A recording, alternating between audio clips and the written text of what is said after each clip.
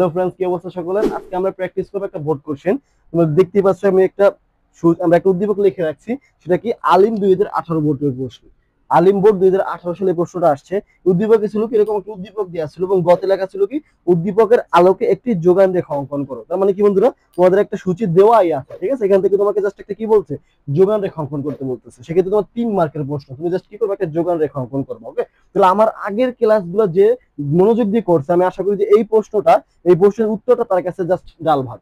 ওকে, তাহলে আমরা মাত্র সলভ করি। আমাদের কি বলছে, উদ্দীপকের আলোকে একটা যোগান রেখা অঙ্কন করতে। সেক্ষেত্রে আমরা কি করবো, সূচি তোমাদের দেওয়াই আছে, এখান থেকে জাস্ট আমরা রেখা অঙ্কন করবো। সেক্ষেত্রে তোমার পরীক্ষার খাতা অবশ্যই সূচিটা তুলবে, সূচি থেকে রেখাটা অঙ্কন করবে। ওকে, তাহলে দেখো আমরা কিভাবে লিখবো।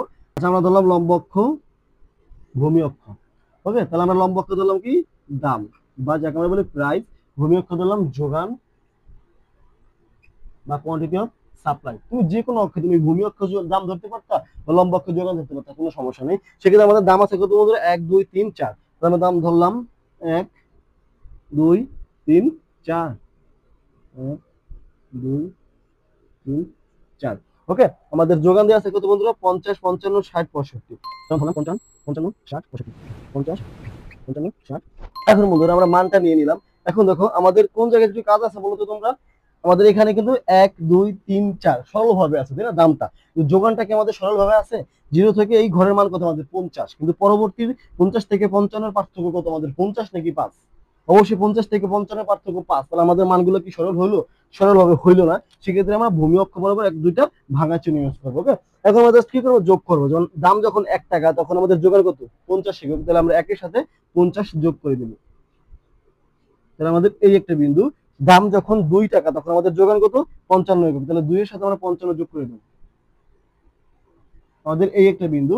দাম যখন 3 টাকা আমাদের যোগান কত, 60 হবে। তাহলে 2 3 এর সাথে আমরা 60 যোগ করে দিব।